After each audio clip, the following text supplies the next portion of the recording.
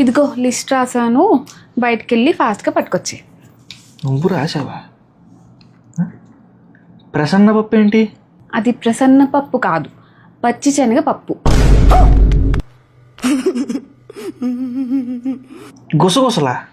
గుసగుసలేంటి, అవి గసగసాలు. ఎప్పుడైనా కిచెన్ మొహం చూస్తే కదా తెలిసేది. ఇది భలే ఉంది అబ్బా. పామాయిల్ ఎందుకు? నిన్నగా తెచ్చాను. అది పామ్ ఆయిల్ కాదు, ఫినాయిల్. సరిగ్గా చదువుకు. ఎలకలా? ఎలకలు కాదు, యాలికలు. ఏం మాట్లాడుతున్నావురా?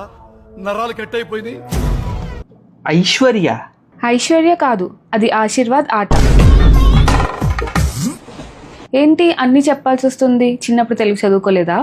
నీలాంటి వాళ్ళ వల్లే తెలుగు అంతరించిపోతుంది. ఏమిటండి మీరు మాట్లాడేది? ఆవిడ కరెక్ట్ గానే చెప్పిందిరా. చాలా సేపు సస్పెన్స్ తర్వాత నాకు కూడా అర్థమైంది.